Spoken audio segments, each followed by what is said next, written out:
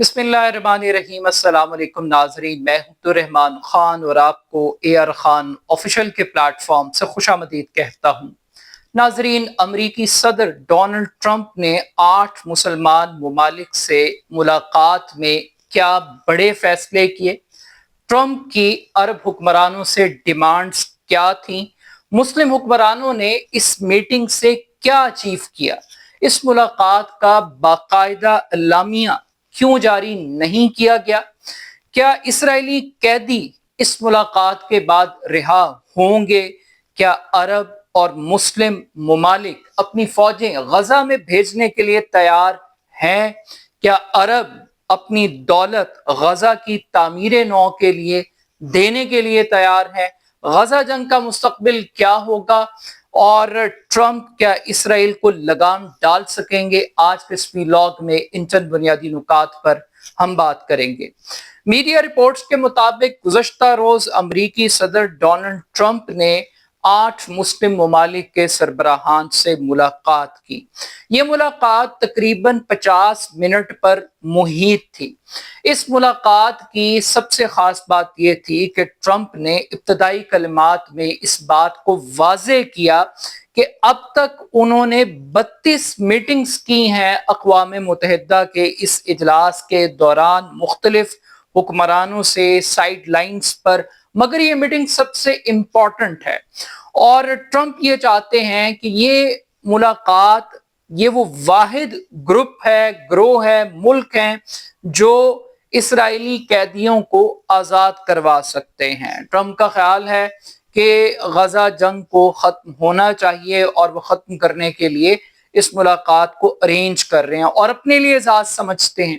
Optics बहुत अच्छे थे, मगर इसके बाद जो अमीर कतर ने गुफ्तगू की, उस गुफ्तगू में उन्होंने इस मीटिंग का पूरा एक बाउंड्री सेट कर दी और उसमें उन्होंने वाज़े तौर पर इस बात को कहा कि इस मीटिंग का मकसद इसराइली कैदियों की रिहाई है और साथ साथ गजा जंग का खात्मा है। ये 2 बेसिक एजेंडे हैं और उन्होंने ट्रंप की अमेरिका के रोल की बहुत तारीफ की।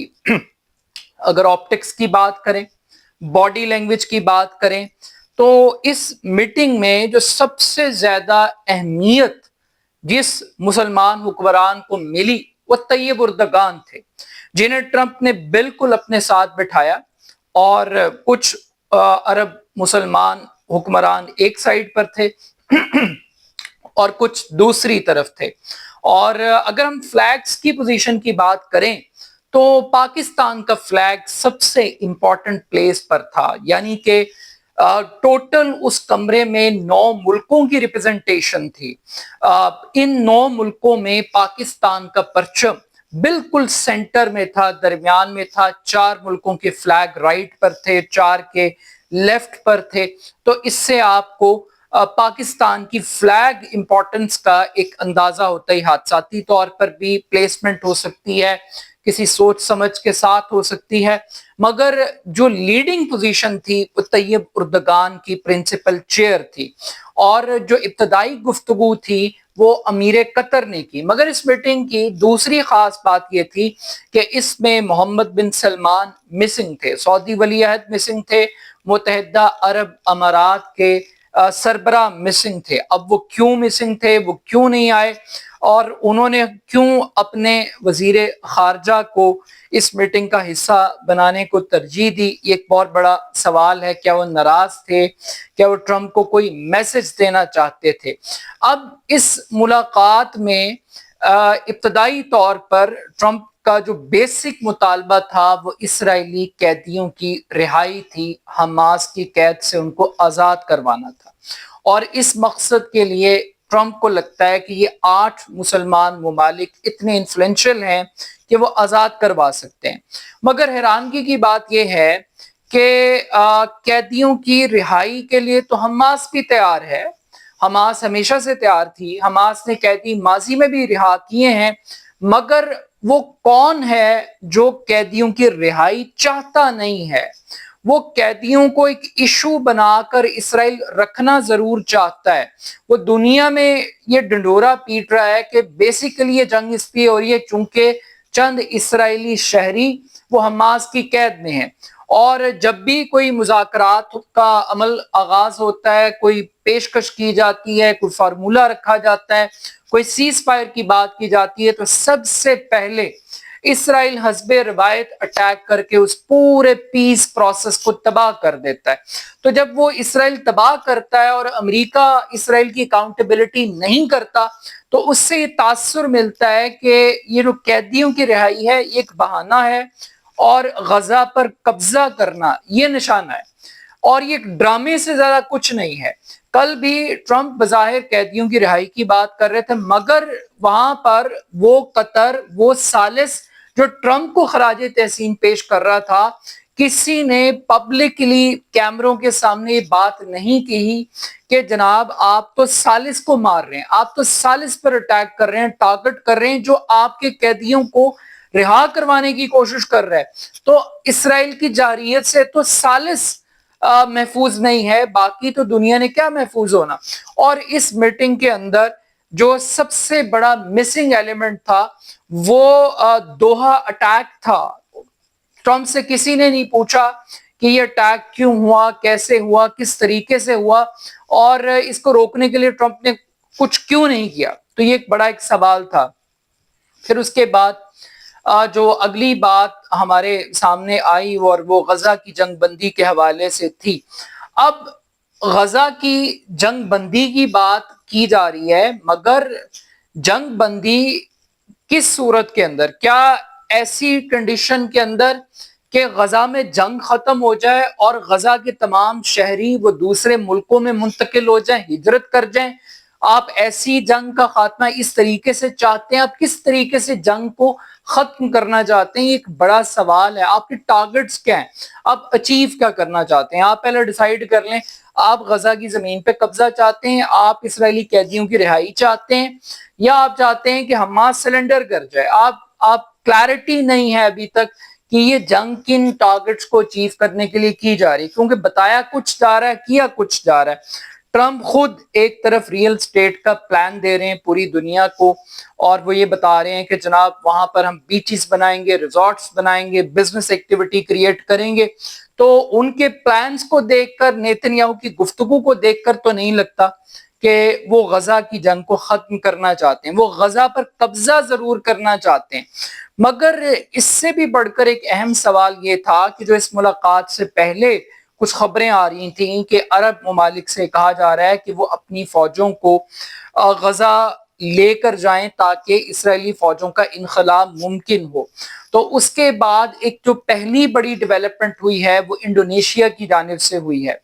آج انڈونیشیا نے اقوام متحدہ کے فورم پر 20,000 فوجی غزہ میں اقوام متحدہ کے پیس کیپنگ مشن کے تحت بھیجنے کا اعلان کیا، اور ایک آفر کی ہے اقوام متحدہ کو کہ وہ اپنی 20,000 فوجیں بھیجنے کے لیے تیار ہیں. تو یہ ایک بڑی اچیومنٹ ہے، ایک بڑی اناؤنسمنٹ ہے اور پریکٹیکل اناؤنسمنٹ ہے، اور یہ ٹیسٹ رن اور ٹرائل ہے کہ کیا واقعی وہ جو بات کر رہے تھے کہ جناب اب عرب اور مسلمان فوجی آ جائیں، کیا وہ واقعی چاہتے ہیں کہ وہاں پہ انخلاء ہو اور مسلم فوجیں وہاں پر آ کے کنٹرول سنبھالیں؟ تو پتہ لگ جائے گا.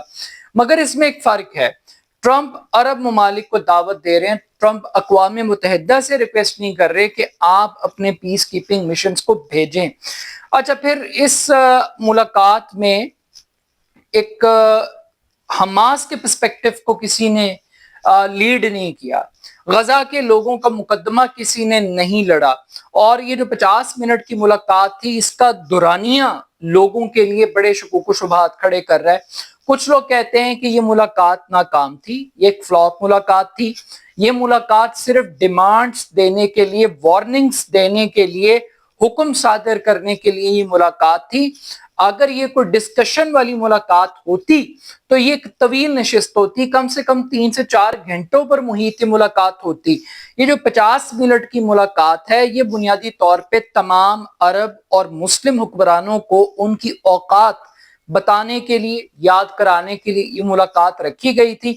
اور اس نظریے کو یا اس سازشی تھیری کو تقویت اس بات سے ملتی ہے کہ اس ملاقات کے بعد جس کا آغاز بہت اچھا تھا، جس ملاقات کو اعزاز سمجھا جا رہا تھا، اس کے بعد کوئی میڈیا ٹاک نہیں ہوئی. کسی نے نہیں بتایا کہ اس میٹنگ میں کیا ڈسکشن ہوئی، کسی نے نہیں بتایا کہ کیا فیصلے ہوئے، اور لگ یہ رہا ہے کہ یہ معاملہ کسی کھٹائی کی طرف پڑ گیا. ہاں، جو ٹوپی ڈرامہ ہے، پاکستانی پولیٹیشنز ہیں، انہیں کیمروں میں رہنے کا، اپنے آپ کو سب سے امپورٹنٹ پرسنالٹی ثابت کرنے کا، لائم لائٹ میں آنے کا بڑا شوق ہے. تو شہباز شریف صاحب، ڈار صاحب، وہ 36 سیکنڈ کی ایک ویڈیو ہے، اور ٹرمپ کے ہاتھ پکڑ پکڑ کے، انگلیاں ہلا ہلا کے انہوں نے تصویریں بنائی اور اپنے ٹارگٹس کو اچیو کیا. اس سے زیادہ وہ کچھ چاہتے بھی نہیں تھے، اور اس سے زیادہ شاید ان کو مل بھی نہیں سکتا تھا.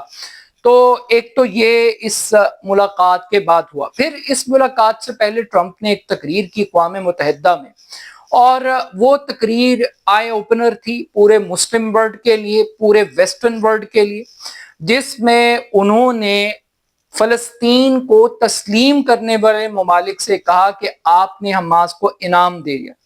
اور پھر انہوں نے اقوام متحدہ کے اوپر تنقید کی. اقوام متحدہ پہ ٹرمپ نے کیا کہا؟ ٹرمپ نے یہ کہا کہ میں نے 7 جنگیں رکوائی ہیں، اور اقوام متحدہ نے کیا کیا؟ کچھ بھی نہیں کیا. اقوام متحدہ تو فیل ہوگی. اقوام متحدہ کا کام کیا تھا؟ اور یہ وہ ٹرمپ صاحب ہیں جو اقوام متحدہ کے فلور پر کھڑے ہو کے اقوام متحدہ کو گالیاں دے رہے ہیں، جو ہمیشہ فلسطین کے حوالے سے، غزہ کے حوالے سے عالمی قراردادوں کو ویٹو کرتے رہے، جو اقوام متحدہ کی ڈیمانڈز کو بوٹوں تلے رونتے رہے ہیں، جنہوں نے دھجیاں اڑا دی ہیں اقوام متحدہ کی، جنہوں نے اقوام متحدہ کو ڈیبیٹنگ کلب سے بھی ایک نیچے کی چیز بنا دی ہے، وہ اقوام متحدہ پر تنقید کریں. یعنی ایک فیصلہ اقوام متحدہ کا ماننے کے لیے تیار نہیں امریکہ، اور الٹا اقوام متحدہ کو ہی سنایا جا رہا ہے. یعنی اقوام متحدہ آج کہہ رہی ہے کہ غزہ میں بھوک کا قحط ہے، کرائسس ہے، آپ بارڈر کھولیں، خوراک مہیا کرنے دیں، لیکن اسرائیل نہیں چاہتا، اور اسرائیل کے پیچھے امریکہ بیٹھا ہوا ہے. تو اقوام متحدہ سے جب سپر پاورز نے تعاون ہی نہیں کرنا اور ویٹو کو ابیوز کرنا ہے، تو پھر اقوام متحدہ بیچاری کیا کر سکتی ہے؟ اقوام متحدہ نے تو پھر فیل ہی ہونا ہے. مگر عرب ممالک اور مسلم ممالک نے اچیو کیا کیا اس ملاقات سے، یہ بڑا اہم ہے. امپورٹنس ضرور مل گئی ہے، لائم لائٹ میں یہ 8 ملک آگے ہیں. ان 8 ملکوں کی کچھ نہ کچھ دفاعی صلاحیت ہے، کہ کوئی پیسے میں ذرا طاقتور ہے، کوئی ڈپلومیٹک چینلز میں بہت زیادہ سٹرونگ ہے، کسی کی دفاعی پوزیشن پاکستان کی طرح کافی بہتر ہے، کوئی دولت مند بہت زیادہ ہے. تو ہر ملک کی اپنی ایک اسپیشلائزیشن ہے. تو یہ ملک، ان ملکوں کا کوئی ٹارگٹ تھا، ان ملکوں کا کوئی پلان تھا، یہ کوئی آپس میں کوئی کنسنسس بنا کر گئے کہ یہ بھی کوئی ٹرمپ کے سامنے کچھ تجاویز رکھیں، کوئی رول ماڈل رکھیں، یہ بھی کوئی ابراہیم اکارڈ کے خلاف کوئی بات کریں، یہ بھی کوئی گریٹر اسرائیل کو چیلنج کریں؟ ایسا کچھ نہیں تھا. یہ صرف سننے کے لیے گئے تھے، بادشاہ سلامت کو سلام کرنے کے لیے گئے تھے. اب اس سلامی کے بعد جو کل کا دن ہے وہ بھی بڑا امپورٹنٹ ہے. توقع یہ کی جا رہی کہ شہباز شریف اور آرمی چیف کی ایک 1-to-1 ملاقات ہوگی ڈونلڈ ٹرمپ کے ساتھ. یہ ملاقات ان کی زندگی کی سب سے بڑی ملاقات ہوگی. بڑی پہلے سے ہی اس کو ایک سفارتی کامیابی، یعنی یہ بھی ایک بدقسمتی کی بات ہے، آپٹکس اپنی جگہ میٹر کرتے ہیں، لیکن ملاقات کا ہو جانا، فون کال کا آ جانا، یہ جو تیسری دنیا کے ملک ہیں، ان کے حکمرانوں کی غربت کا لیول یہ ہے کہ ٹرمپ ان کو ہاتھ میں لا لے اور ان کو کال کر لے اور ان سے مل لے. اس سے بڑی ان کی کوئی خوشی اور ان کا کوئی سرپرائز ہو نہیں سکتا. مگر یہ ملاقات بگرام ایئر بیس کے حوالے سے، افغانستان پر اٹیک کے حوالے سے، بلوچستان کے اندر امریکن انویسٹمنٹ کے حوالے سے، جو مائنز اور منرلز اور کرپٹو اور جو اس قسم کی چیزیں ہیں، اس حوالے سے بڑی امپورٹنٹ ہوگی. دیکھتے ہیں کہ ڈو مور ہوگا، نو مور ہوگا، اور ایبسلوٹلی ناٹ ہوگا. کیا ہوگا کل یہ آنے والا وقت ہی بتائے گا. But still at the end of the day اس ملاقات نے ڈیمانڈ، لگ یہ رہا ہے کہ ڈیمانڈ اور پلان ایک ہی طرف سے آیا ہے، وہ ٹرمپ کی طرف سے آیا. اب کیا ٹرمپ کے ڈریمز کو یہ عرب ممالک پورا کر سکیں گے یا نہیں کر سکیں گے؟ اپنا فیڈ بیک میرے ضرور دیجیے گا. میرے YouTube channel AR Khan official کو ضرور سبسکرائب کیجیے گا. بہت شکریہ. اللہ حافظ.